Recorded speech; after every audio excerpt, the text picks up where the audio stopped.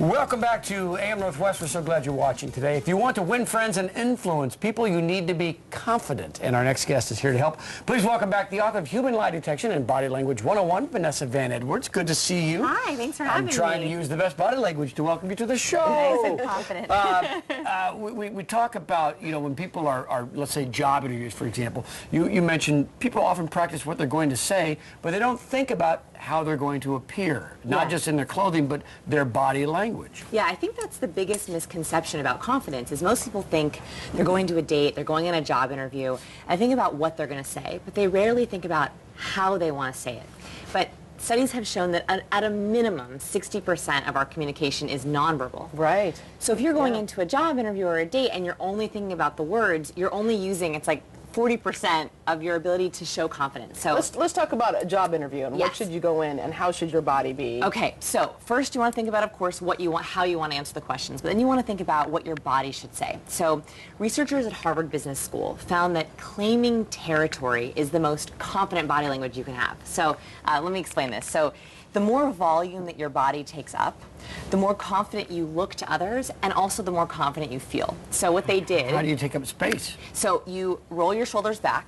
You usually firmly plant your legs when you're in front of someone, and you use hand gestures. Oh, and you also keep your head up, right? So instead of hunching over and down, turtling, you make sure that you have your forehead and your chest up. So what they found is they had people do mock interviews, and they told half of the students, okay, we want you to do this claiming territory, rolling your shoulders back, head up. Everyone who had been instructed to do the power posing, the claiming your territory, they were rated as more intelligent, more hireable, and more credible. So they actually got hired more in these mock interviews. And the most important part is they felt more confident. I was going to say, does that body posture then lead to feeling more confident without even trying? Right. So a lot of these self-help books say, it's a mentality, and it definitely is partially mental.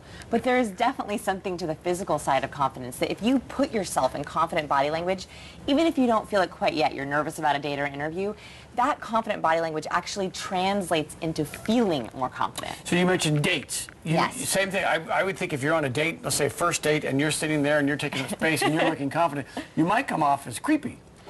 So there's a difference between aggressive power posing, right? So this is aggressive power posing, right? This would not probably look so good on a date. Yeah, what are you looking for in a relationship? What do you want? Tell me, right? So that fist pounding is also a power move. Okay. So taking it down a notch, that's why just keeping the chest open up, not out, right? That's a little bit inappropriate, not leaning forward into someone's space. So that, I call it the ideal zone, the safe zone of feeling confident and expansive, so not having your arms crossed, not hunching over, but the safe zone of, okay, I feel confident and I'm also going to look confident. So it's actually, speaking of dates, this brings me to my third tip.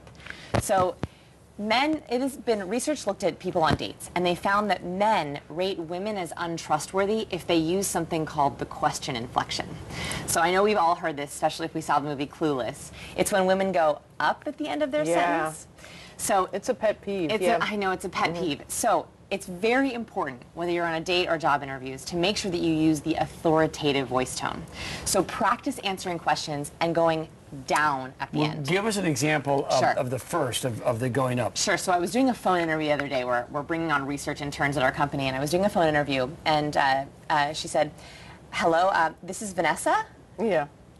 And she said her name as if it was a question. Now, her name wasn't Vanessa. I won't say her name. Okay, but what she should have done is use the authoritative voice tone. So, my name is Vanessa. Right? You go down at the end. Just that tells people you're credible, you're trustworthy, and you're confident because you believe your own words. You're not questioning your own words. So that's really important. Yeah, and the habit that people have of doing that, it is just a habit. Yeah. They could be confident in what they're saying. Well, is it a habit or is it an innate insecurity? Usually it's learned. So usually if they're around girlfriends or they've heard it and they get practice. So get a friend that you love and trust and have them sit with you and do mock questions with you and have them just, I do this with people. I pat the side of my leg whenever they use the question inflection and they rephrase the question. So just sit with a friend and have them just call out whenever you do that question. When you're on a date, I would think that body posture would include leaning forward to show interest, as opposed to some people who lean back and claim, spatial territory. Yeah, actually, leaning is a very, very powerful nonverbal cue. What you can do on a date or in an interview, if someone says something that's really important to you and you want to show engagement, you can lean in slightly to nonverbally say, I agree. So it's actually a great little nonverbal back and forth. That's an advanced tip, Helen. We're getting into advanced stuff. Wow. And now, is this applicable to parenting? Always. Okay, Always, good. right? So if you're a parent and you want to, your kid did something that wasn't so good, and you use the question inflection on their punishment, it's like you're begging them to negotiate with you. So right? you would say you're going to have a timeout? Right. You're going to have a timeout. Yeah. Right? Or your bedtime is 9? Yeah. Not so sure about that. You're literally begging them to be like 9:15. Do children and younger people automatically get this stuff? They absolutely intuitively. So they've shown that children show 400 different body language expressions before they go into school. They leave showing less than 100. So actually adults are worse at reading body language and showing body language than kids are. All right. Those are all really good tips. Thank you. We'll have the rest of them on our website at KC.com. You were supposed to say they were really good tips. They're really Authoritative, good tips. Helen. They're really good tips.